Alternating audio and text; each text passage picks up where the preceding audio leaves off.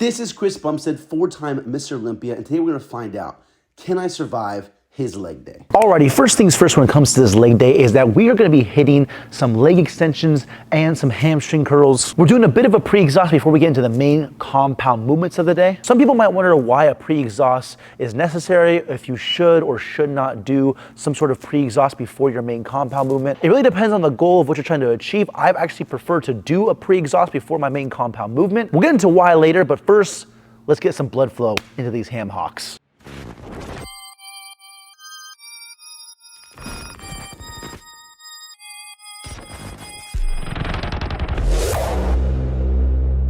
This night is cold in the kingdom.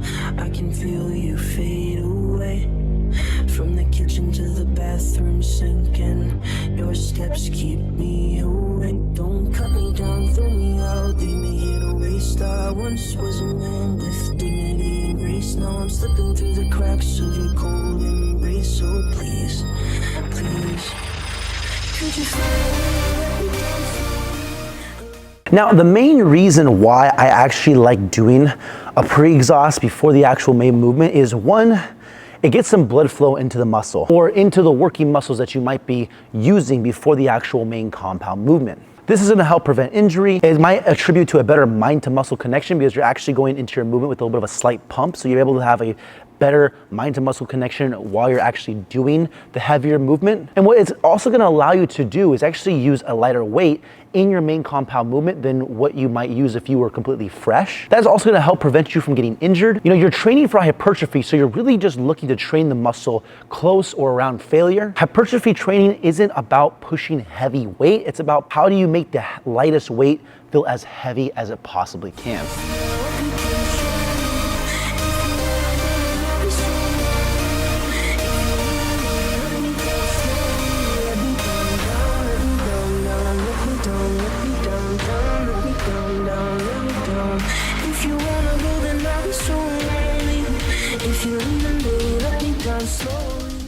For the last set, we're gonna throw in a little bit of a variation here. We're gonna do some type of reps where you're going up, coming down halfway, going up, coming down all the way, going up halfway, coming down, coming back up. That's about a full rep. When it comes to hypertrophy training, it's not so much the rep range that matters a whole lot. You wanna get, an adequate amount of reps in, maybe between as low as 6 and like as high as like 15, no more than 20. Personally, when I train for hypertrophy, I like to train in the 10 to 20 rep range. If I go into the single digits, the weight is gonna be a bit heavier. And I personally like lifting lighter weight for more volume. I feel like that's what builds my physique the best rather than lifting heavier weight. Everyone's different as far as how that goes, which really what you're looking for is to get close to, at, or even beyond failure when you're training. It's really about having a good mind to muscle connection. Throwing in different variations or rep styles or rep ranges, can help with that. And so this is something I don't do of often, is like this sort of kind of style of reps, but it's always good to mix things up.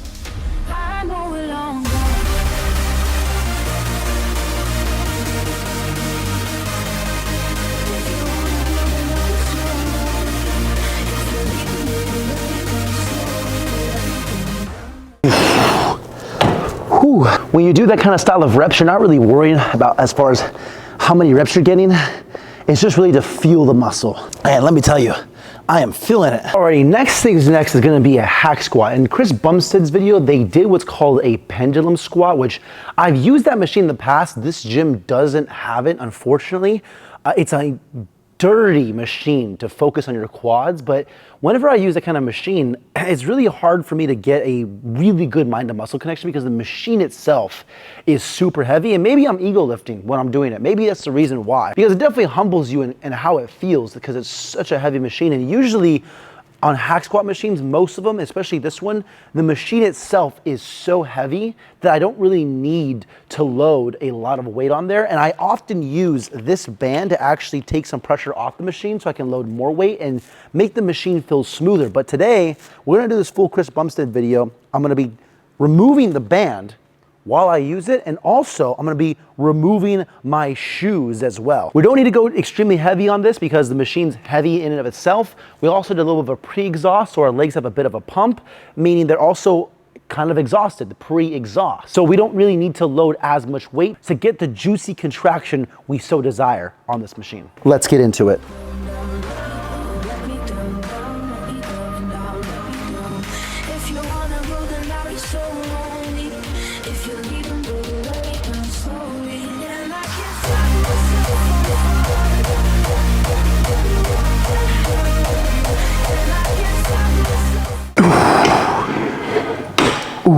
On that first set, I did absolutely no weight whatsoever, and it was honestly not a difficult set, but it's a lot difficult than what it should be. Having no band and doing a little bit of pre-exhaust definitely affects how heavy you can go on your main compound movements. I'm only gonna add a 25 on this machine to start off with. We're gonna take it nice and slow. You know, when you get into the main compound movements, you gotta have a little bit of foreplay. You can't be going into it too hard, too fast, or else bad things happen, like finishing too quickly. Don't ask me why, I know.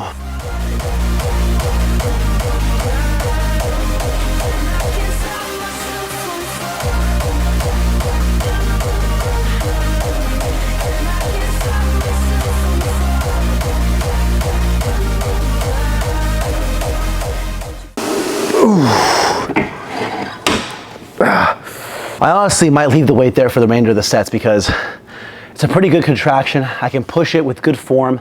I know I'm not gonna get injured. I'm getting a pretty good mind to muscle connection. If you start going too heavy, then you actually might compromise your form. You might compromise the mind and muscle connection. You have a higher risk of injury. So the most important thing with training for hypertrophy, training for muscle growth, is to train smarter and as hard as you can, but also be as humble as you can. Down slowly, a little sympathy, I hope you can show me. Okay, humbly feeling on here when you really push it to failure, you can't get up. Even though it looks like I lost, I really won. That's how you win when it comes to hypertrophy training. How you win is by losing. I'm gonna teach you guys one of my favorite words, okay? One of my favorite words is called paradox. A paradox is not a contradiction. A contradiction is when you have two things that cannot be true and you're saying that they are true. That's a contradiction.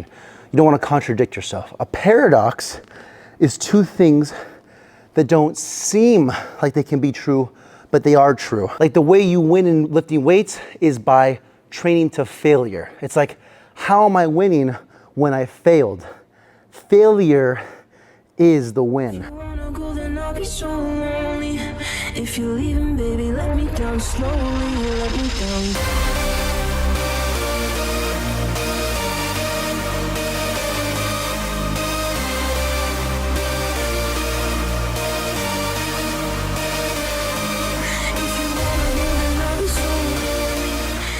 Alrighty, last but not least, we're finishing off with some Smith machine Bulgarian split squats and some lying hamstring curls again, focusing on the hamstring and the glute towards the end of the workout.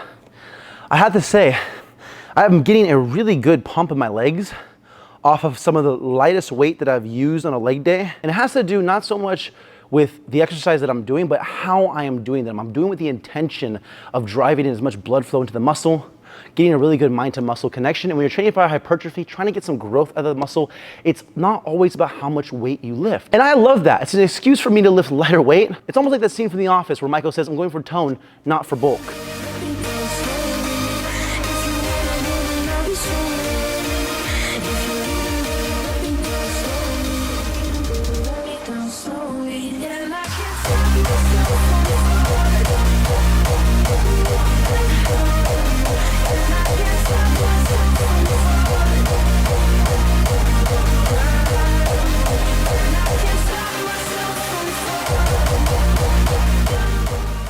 Alrighty, ladies and gentlemen, there you have it. That was the leg day for today. But that isn't necessary when you're training with intensity. This leg day just goes to show it. You know, not everything's about pushing heavy weight all the time. Always good to mix it up, try different things out, see what you enjoy best, and see what works for you. I'm wrapping the video up here. Leave a like if you guys enjoyed it. Subscribe if you guys are new. It's been your boy Joe.